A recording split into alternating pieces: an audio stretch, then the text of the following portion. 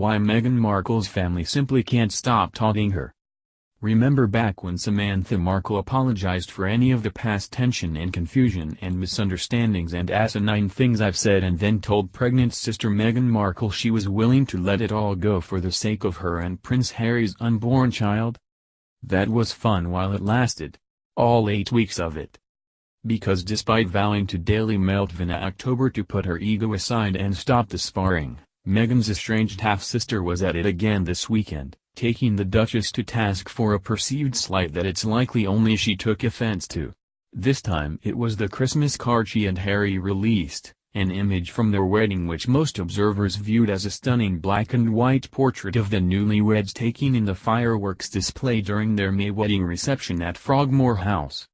Samantha, of course, saw a snub. "Interesting that the Duke and Duchess of Sussex have their backs turned," she tweeted December 14. "Is this towards the world or just the Ragland and Markle family? It's a bit sad. Face the Christmas spirit." While many would argue it makes more sense to face the costly display of pyrotechnics, few could blame Meghan if she, indeed, wanted to pretend certain portions of her family didn't exist. Because it's not just Samantha who feels 'tis the season to air out family feuds. After taking a 4-month break from riffing about her sense of superiority, declaring she'd be nothing without me and dubbing the royal family as a whole to be a breeding ground for Scientologists and Stepford wives, Thomas Markle was back on ITV's Good Morning Britain today wondering why his hiatus from public speaking hasn't earned him a phone call from his daughter. Goaded on by host Piers Morgan, who himself seems offended not to have remained on the Duchess call sheet after the drink they shared together back in 2016, he speculated about the reasons the 37-year-old and her groom, 34, might have for ghosting him. Largely placing the blame on tabloids, he ignored the fact that he continues to defy the one edict he himself admitted they gave him before this whole saga began: "Don't speak to the press." And though he's flown in the face of that request, by his count, some 5 times, he remains hopeful that his daughter will grant him a reprieve. As he insisted to Morgan, this can't continue forever. Which, if he truly believes the answer to ending the silent treatment was to make the hour-long drive to San Diego from his home in Rosarito, Mexico, and issue yet another public plea to a woman who's made it clear that all she wants for Christmas is his discretion, well, we have some bad news. A source tells Us Weekly that Meghan is finally so fed up with what she feels are Thomas' continued acts of betrayal she has completely cut him out of her life. While the first interview following his decision to pull out of her wedding due to heart issues was upsetting, it keeps getting worse and worse, said the source. He won't stop. It's shocking. Echoed another insider. The best thing he could have done since the day it fell apart would be to go away and stay silent, and he's doing everything but. It's somewhat easier to understand why Samantha refuses to remain quiet. Whether due to pure jealousy or some sort of latent issues from their youth, though it's worth noting there's a roughly 16-year age gap between them, she seems unable to stop herself from getting a dig in at little sis whenever she feels the opportunity presents itself. Not even a full week after she declared of the expectant royals, "Everybody just needs to shut the heck up and let this be a great thing for them, for the world, for the family," she was using her Twitter pulpit to give her take on an October speech Meghan gave at the University of the South Pacific in Fiji. Meghan's crime, Samantha felt, was opening up about the personal feeling of pride and excitement that comes with attending university, and then going on to talk about the challenges of being able to afford this level of schooling. According to Meghan, she paid for the dual degree she earned at pricey Northwestern University through scholarships, financial aid programs and work-study, where my earnings from a job on campus went directly towards my tuition. But Samantha's take was that Thomas bankrolled the full cost, which likely totaled upwards of $100,000. "Our father paid for all of her education," she insisted. This speech is not true. And she took particular umbrage with the former actress not giving her dad full credit. "Do not ever reward a lie, it does not matter how fluffy it is," she continued. "It is wrong, and there is no force on the planet that will take this away from my father. She should inspire women with the truth and with gratitude. Also, she should face forward in any and all season greetings. because Samantha didn't contain her holiday card opinion to just one missive, returning to social media on Saturday to take Meghan to task along with all of the people who, perhaps rightly, pointed out that her message was ridiculous. "It's incredibly rude to turn your back in a Christmas photo that is meant to share warmth and good wishes to the world," she wrote. "Those that criticize me for pointing out the truth need to get that brown stuff off their noses." A third note reinforced her belief that turning your back is rude. "That's like saying Merry Christmas, look at my butt."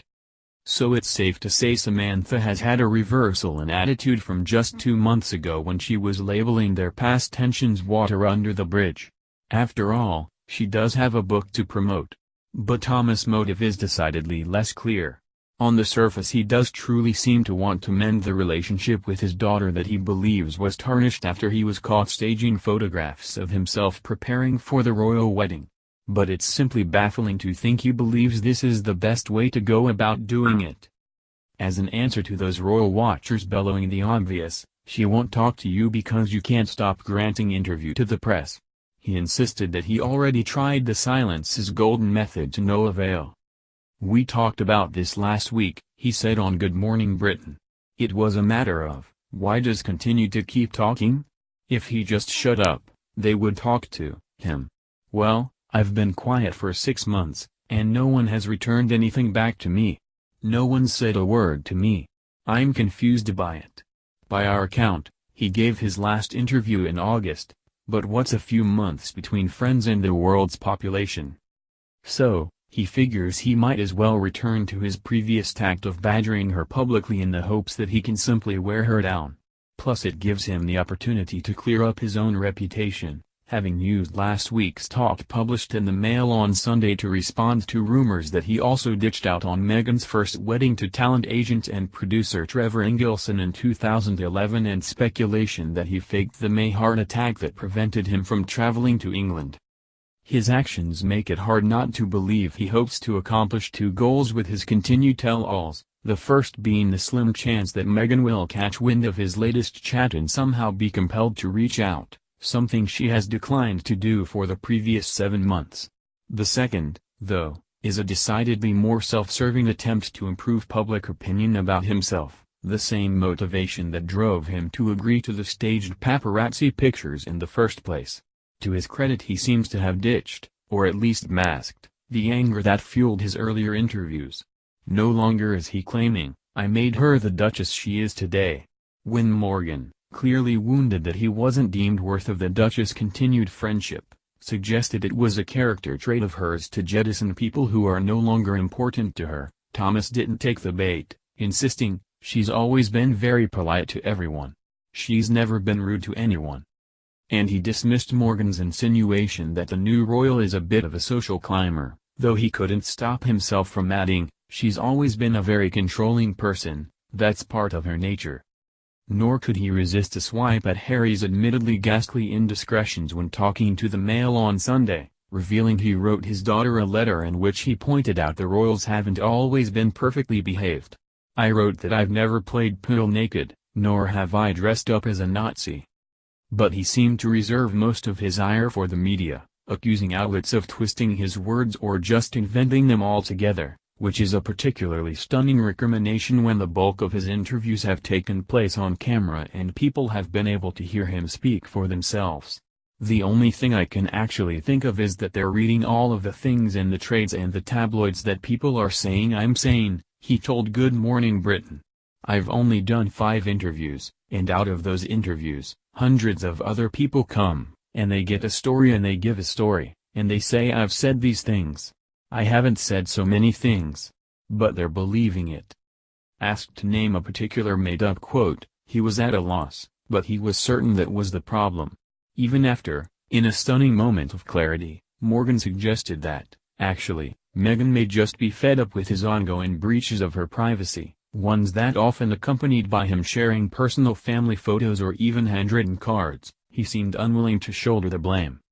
"I know that you see this interview today as just another attempt to try and appeal to her," started the host. "Of course, she may be watching this going, 'There's my dad again. On TV. Talking about all of this. I can't trust him. But Thomas' reaction was either a product of pure denial or a stubborn refusal to be the one at fault. Instead, he played the sympathy card, reiterating once again how close he and his daughter once were, as if that should make up for any future wrongdoings he should commit. "My daughter Meghan lived with me from the age of 11, all through middle school and high school until she went off to college. We're very close," he said. "What's happening, I'm not sure of. I'd love to talk to her about it." Here, again, I think it comes back to the fact that so many reporters would pick up one of the articles I've done and write their own stories and tell lies and say things that I've said that I haven't said. So, really, he summed up, the blame could be placed on Meghan and Harry for making the grave mistake of taking to heart everything they read. Or are told. Presumably they have handlers to filter through their press. If they're believing that, that's unfortunate, insisted Thomas, because they've always told me not to believe anything in any of the tabloids. Which, fine. But they're allowed to believe what they hear with their own ears, right?